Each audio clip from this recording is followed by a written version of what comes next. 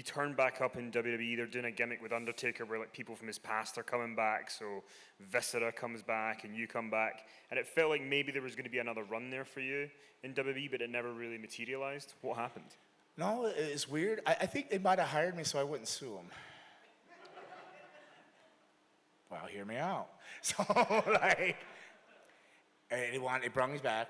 Yeah, they brought me back, and they said, we're going to have you tag with Viscera against Undertaker. So, but we don't have your elevator anymore. We have Mysterio coming through this little hole. Like, he would spring up and pop through the stage. They said, we're going to try to do either that. We need to do a rehearsal. So it wasn't electric or anything. It was a manual crank. It was very slow, and like, because they used to letting the spring go, and it would shoot them up. So they had to crank this. So I go down there, and they didn't, and I heard the pyro crew got fired for this. So the other lift was like 6 foot and like 3 foot. It was very big, bigger than you think. 3 of us could fit on it, right? This one, it was like the table. Just square that out. That's how small it was, yeah. Rey Mysterio's a small guy. I don't need a big hole. Like, so, I'm coming through there, so I got to get down and do the same thing I did with mine. You almost just squatting down like this, you tucking your head, and you got to, rise up, and then the elevator will catch up.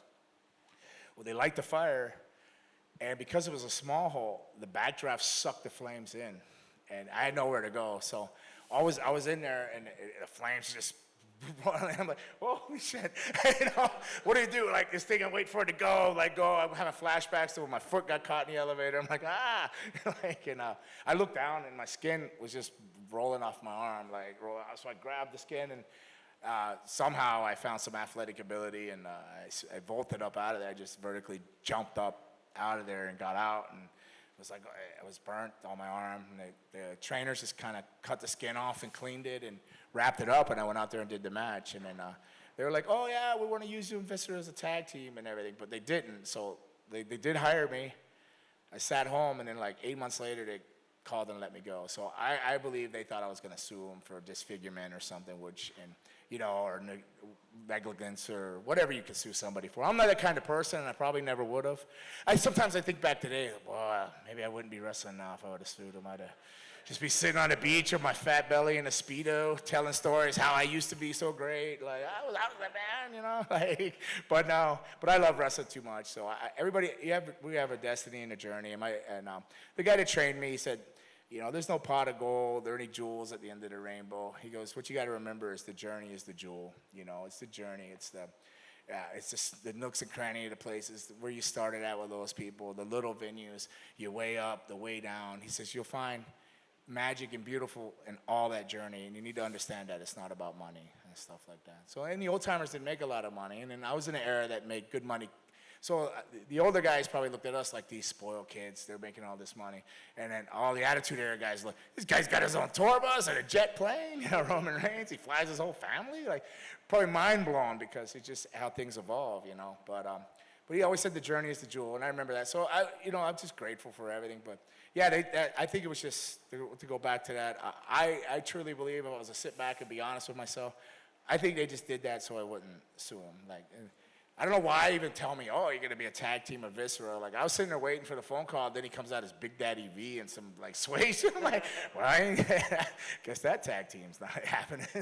Unless I was going to come out in an S&M mask, because I'm, like the Gimp, doing something like Pulp Fiction. Like, That is an image for us to think about. I do just want to bring this up, because to talk about your career, I do need to bring up, obviously, Luna and you ended up kind of breaking up, and she unfortunately passed away. There's been the documentary with Dark Side of the Ring. That must have been a tough time for you to have to kind of, separate so that you could kind of survive, but also have to sort of deal with that happening. Breaking up was kind of, it was a long time coming. I mean, I loved her more than anything in the world, but we were constantly fighting, and then the drugs, and it's just with the whole lifestyle and everything. And she was, I stayed in there probably way longer than I probably should have, trying to fix things, but at some point you realize that she's really she's schizophrenic, bipolar, there's nothing she could do about it. So I was trying to always, you're trying to save something, you just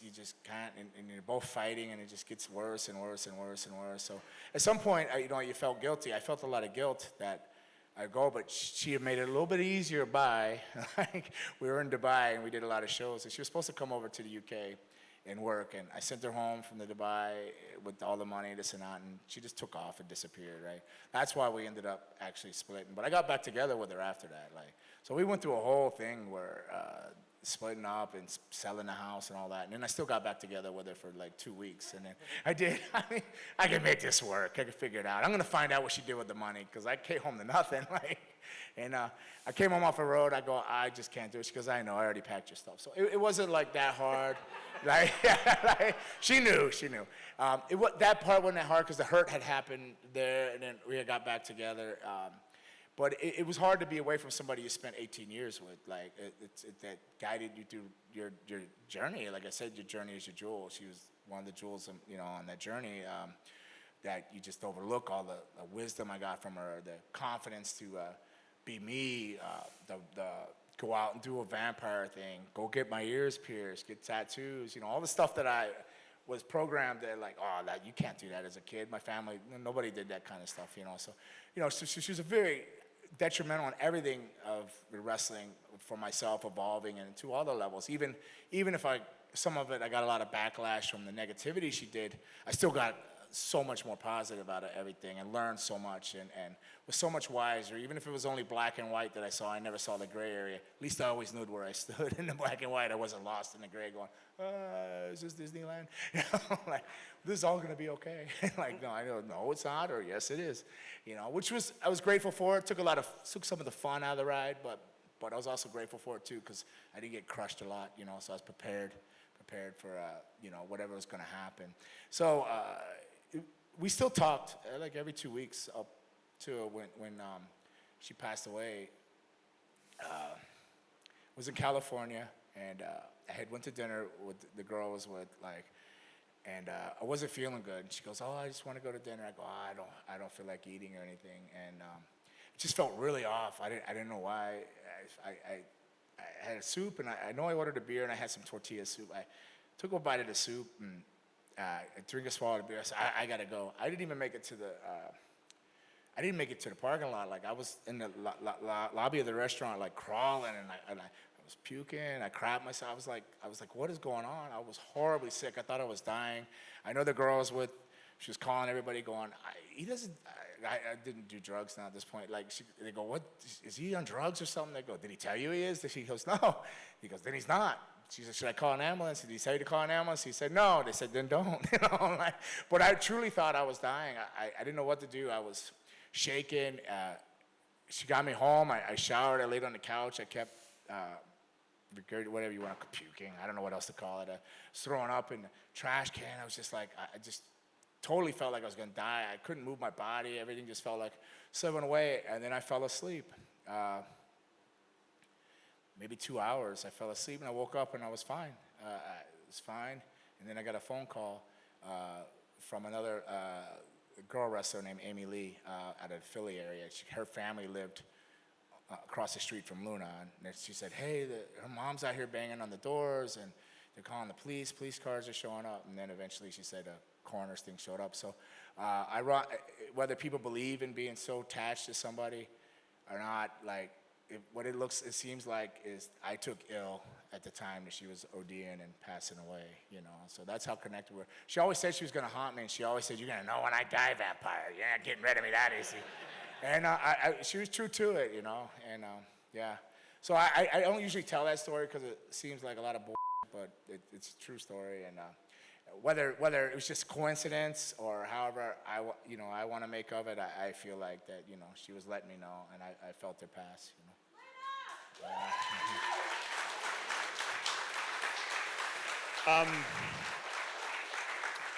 On a lighter note, I only found out this week that you were one of the bookers on the Australian Hulkamania tour of 2009. And you and Ric Flair ended up having crosswords. Well, they say don't meet your heroes and stuff, right?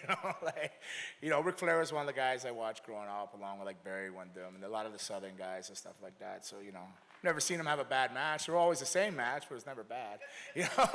But then again, you could say the same thing about me. I'm like going to see Earth, Wind and Fire's greatest hits or something, Dr. Hook, sexy eyes, like, you get the greatest hits. But yeah, I wore a lot of hats on that because it was Rikishi, his cousin Reno Anawai, and myself, and it was called Knox Pro Entertainment, and they put a tour together. Now, I was booking, but I didn't book the Flair-Hogan match.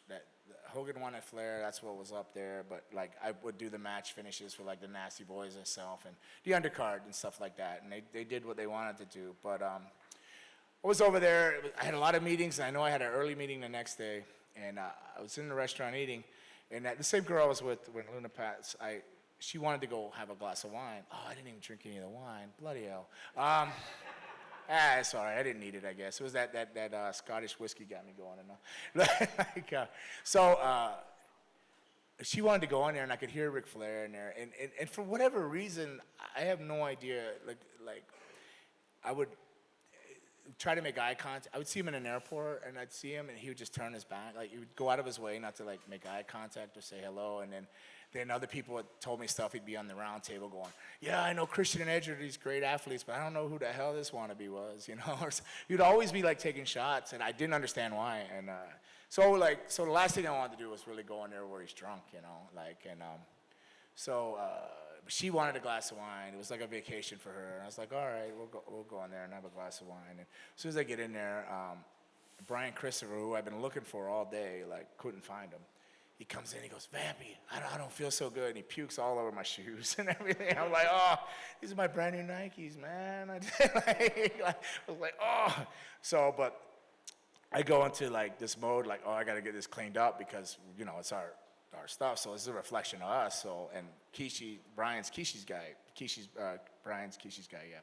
So I'm trying to cover up, and I asked my girl, I said, can you take, because she was friends with Brian, I said, can you take Brian upstairs and figure out what the hell's going on with him? If he's sick, get him help. If he's fucking on drugs, tell him to stop. Whatever's going on. And then I get him up, and I'm literally mopping the floor and thing. And Ric Flair, she was going to take Brian. He grabs her by the arm. Woo! He cuts a promo. Sit down, little lady. Don't let these men tell you what to do. You're with the Nature Boy now. All right. I'm and she was like, no. I said, all right. So I ignore it. Ric Flair lined up Shannon Moore, and anybody that was wasn't really a big name. Shannon Moore might have been the biggest name. There might have been somebody else over there, but he lined up the referees and different guys that happened to be in there. And he starts cutting promos on them all coming down the thing, and how blessed and lucky they are to be on his tour and this and this and that. And I'm over here mopping puke, listening to all this going off, this guy. And then he gets to me. He gets that. He points around. He pokes me in the chest, and he goes, and you never effing was or something. I said, no, you motherfucker. So, and my girl laughed because she's never seen me so mad and say sir after every curse word and after threatening to beat him up. I marched him across that bar, poking him in the face, saying, you wasted your money. I was paid 3 months ago for this, which I was.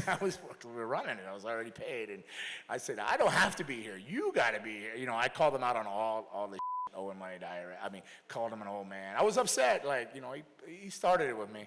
And I get him all the way back there, and Bischoff was there, Brian Knobbs, and Knobbs always comes up joking. Remember, I saved you from Flair. I go, okay.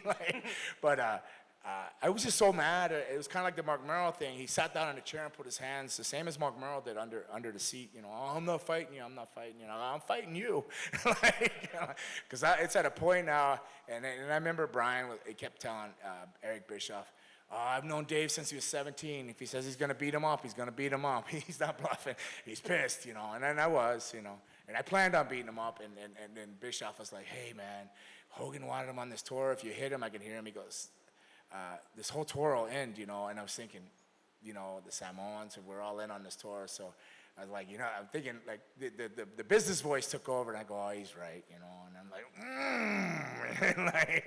and I just walk off, and then Reno comes down, who's Keishi's cousin. He's like, well, I'll go beat him up. He was ready to go beat him up. I go, no. I just went out. I blew whatever meeting off. I went out, had a few drinks, and I was over it. But then Hogan made him come apologize the next day and everything. So it's just weird. I don't know why he doesn't like me. I couldn't tell you why. I was a big fan of his, but you just don't meet your heroes sometimes, Well, we do need to talk about, Edge makes his WWE comeback in 2020, and then day one, he does the Brood entrance. He brings out the Brood music, and then he does it again at WrestleMania with Brood Edge. Everybody seems to think that you were going to either be involved or you've maybe been asked. What did you think of those entrances that he did, and was there ever any, did they ever contact you? No, not for that. Edge, he's always tried to find a way to get me back in or give me some kind of a rub somehow, like all the way back. Little did he know that I was getting ready to do, I wasn't getting hired by AEW, but we've talked about before where I was getting ready to do, AEW was going to bring me into Chicago. They were going to do the whole fire elevator thing. I guess, Tony Khan's got that kind of money he could waste, But they were just going to do it, and it was probably just like a one-off thing or something. They just wanted to do a special thing. They were in an outdoor stadium, but they were having a problem getting power up. But then Edge at the same time, I think it was the SummerSlam, he did that whole, leading up to it, he did the Brood bath instead of the blood bath, and then he was doing all that, and then he played the music to come on. It trended so much that they just called me and said, yeah, this is, because I called him, I said, you still going to do this? Chris Daniels, like, it's trending everywhere, and they're like, it's not a problem, Tony's good. And then, like, no, we're not going to do it, Like, little did I know that they didn't want me to tell anybody, and then I had my own podcast that already said something by the time they called me and said, don't tell anybody. I'm like, can't get that back. But it got hot. But so Edge was always trying, like, even back then, he was in, and I think it was Vince that maybe stops it all. And then the WrestleMania thing comes around. People started calling me, is there something you want to tell us? I'm like, what? I didn't steal anything. I didn't touch your wife. What am I going to tell you? I'm really like clueless because I wasn't reading, the things. And they go, are you going to be in a Hall of Fame? I go, Hall of Fame? No, I'll never be in a Hall of Fame. Maybe if the Brood goes in a Hall of Fame, I'll be in a Hall of Fame, but not me. Then some other people called, like the guy like that I run the wrestling school for. He called and he said, I forget which site broke it. Was it SAP or who was it? One of them. Mike Johnson, I think. Mike Johnson. I think he called him and asked him, is Gangrel is he at SummerSlam? They're talking about it. And he goes, no, he would have told me because, like, they just bought me a flight to California to do their tapings. I would have told, I would have been like, no, don't get the flight. Or he said, you would have told me. I said, then he asked me. I said, no, tell him no. But they thought that their source was good, and so they ran with the news. It was all over. When they ran with it, was all over the place. So, like, I text Edge, and I said, do you know anything about this rumor? And he goes, man, they think they know everything, Like, I go, I don't know. I didn't know anything, but like, he goes, to be fair, he pitched all that, but it was shot down. So, I don't know. Somebody leaked it, so it was talked about. It was never talked about with me, so apparently it was talked about, but it just never happened, so. Have you got a theory of why you think they've not brought you back? Because it feels like an obvious thing to do, to have you involved. Right. Sometimes I think it's the name, like it goes all the way down to picking out and all the drama with it. Sometimes you just don't know. You'll always question yourself. I say I don't live in that gray area anymore, the black and white, but that tends to feel like a gray area. It's one of the only things I question, but they still use me at the PC as a coach, I have no idea. I know that if I was evaluating me, talent-wise, I'd say, well, he's old. He's got a knee that goes to the west when he's walking to the north or the east. His knee's going east when he's walking north. So they're very aged structure and wanting youth to be. And when I was there, I was hurt a lot. I mean, I tore my pec and stuff. I never told them. They knew it. I worked back. Ended up breaking my neck. I worked with the knee problems and never told anybody. So, but they always knew because there was trainers. So, but back then it wasn't like now where they, you got a sprained toe. We're gonna go do a PRP and then some stem cell or whatever they do.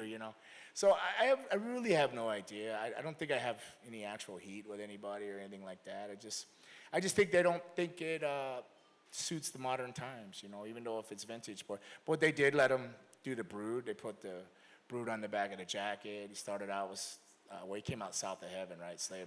But if you looked in the entrance, they did the coming up through the fire. Somehow they cut Christian out of it, though, because he was AEW. So you see me and Edge in the fire. I said, oh, poor Christian, because, But they even leaked that they leaked that he was getting free for that, to do that. I don't know if you remember reading all that, where they said Christian allowed by Tony Khan to go do that spot and stuff like that. Because when I ran into Christian the week after, he goes, "They're crazy. I was booked in Chicago." He says, "I told them I wasn't doing it." So it's just weird, you know. So I don't know, actually. I'm just being honest. I really don't know. I mean, that's why, like I said, I'd say, "Oh, I see it black and white," and I learned that from Luna. But that is one of the gray areas. I just don't know. I don't know. Did you ever have anyone object to a bloodbath? I don't think anybody was ever happy about it. And they tend to like target people wearing white and yellow, like Michael Hayes and Deborah. No, I think they got a bonus, and I think they got their new gear paid for. So like, yeah, and then like it helped Road Dogg with the 24/7 become more tougher. Al Snow went crazy with Head. It turned him. That was just a psychological thing that turned him. So it helped push some people in their characters other directions. But I don't remember anybody. Maybe Tiger Ali didn't like it. He might have been the first guy that got one. Tiger Ali's thing. I'm not sure. Maybe he didn't like it, but hell, he was on his way out anyways. Nobody liked him. No, I mean, I liked him. I mean, but yeah, he had constant heat, so I don't know. Yeah, nobody really objected. I mean, I don't think Steve. Did we do Steve Blackman? I think we did. Right? He might not have been happy about it, but Steve's a serial killer. He never looks happy. I love Steve and I loved wrestling him, but I wouldn't mess with him. I like, if you don't want to do it, you got to do it. Shamrock, he didn't mind. No, I don't. What was Vince McMahon like backstage during a live Raw or a pay-per-view? What was the atmosphere like? What was he like to be around? No, he was all business, you know. Everything started and stopped with him. He's just all nonsense, you know. There's been times that you'd go out of the realm and he would joke with you and you'd think, "Oh, am I in trouble or something?" because he joked with you or something, but it was rare. But I never had any bad feelings or like anything like that towards him. I was just grateful. I knew he wasn't a fan of the character, you know, because for one, he told me he would never use the vampire thing. So, I mean, that could be the whole thing too, you know. Who knows? But and then it got over, right? The brood happened, and then it was just too late to like get rid of me at that point. But I don't know. He was just all business, but he was always nice to me. I never, even when like I said, I said I'll take the alternative, the other thing, and he put the fine out there. They never even took it from me. So he's always been like kind of okay with me. But I never pushed waves. I think my downfall, if you really want to know, there was I didn't show that I cared enough. You know, I didn't question things enough. I just did it like, oh, we need you to lose to Crash Holly in a minute and 20 seconds. So I said I can do it in 45. I can like.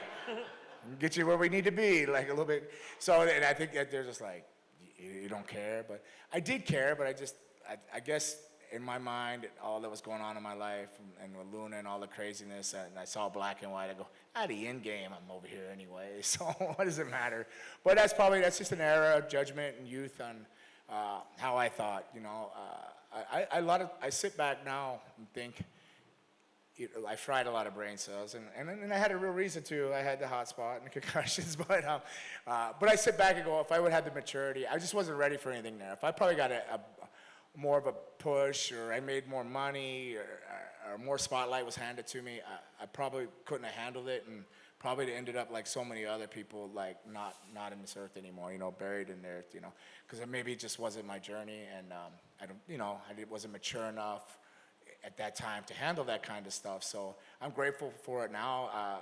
Hell, I have a busier schedule than I had in WWE. I'm like so busy and so blessed, and I think it's just my journey. And I just think, but when it comes to that, I don't think I showed enough caring. And then with the top of having some of those injuries, you look like you're injury prone. And then the coming back part, I think maybe just how my walk is and everything, it just doesn't suit, you know, the company. It doesn't look guys out there hobbling like, oh, what is this guy doing on TV? Even if you can go out there and do the match, and I'm not saying I can or I can't, but just saying you could. It's just not a good look when you're walking around and meet and greets, and you're like, because my walk is a certain way now, because I have no PCL or ACL on my knee, and it's just bone on bone. So like those stairs are, these stairs over here, the stairs kill me.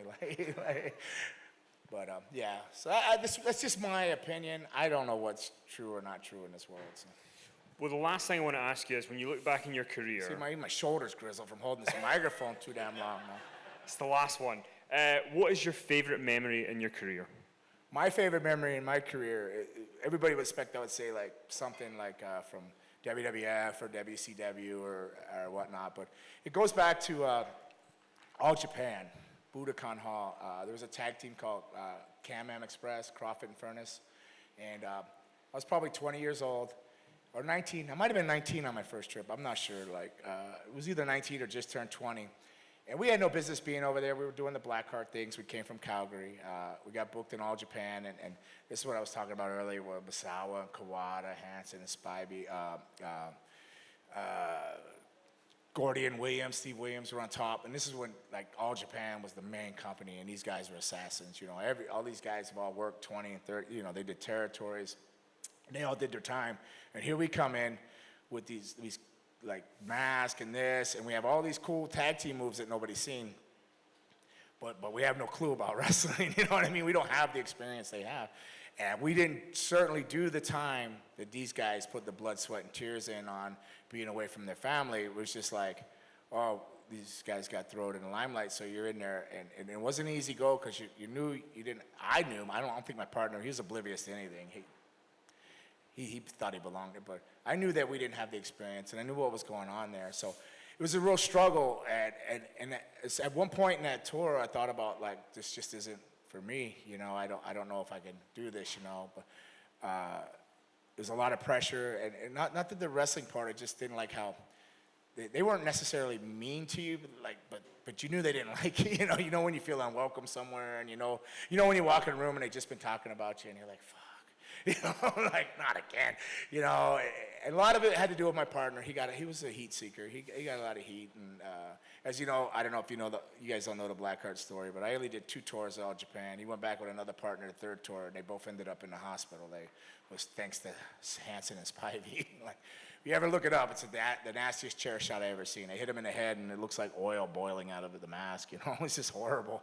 But I was over there and just about to sack it in and say, I need to go get a job. I'll go be a police officer or something. Cause chaos in the world. I don't know. So then we have a match with Crawford and Furnace, and it's at Budokan Hall, and it's for the all Asian straps. And little did I know that they were actually thinking about putting those belts on us, even as green as we were and everything. I was just feeling overwhelmed and all that. And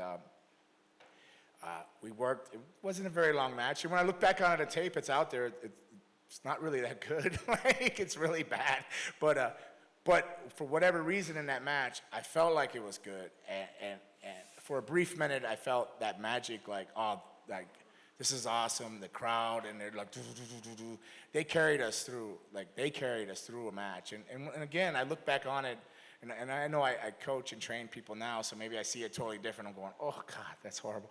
But that match is my favorite moment because it turned everything. I was at a point of, I'm not going to be able to do this. I got to move on to, when that happened, it was just this magic and something I felt that I'm still chasing today, looking for it again, It's I guess when people say they do some type of drug, they get that high, and they end up chasing that high, how you end up addicted, trying to chase that feeling.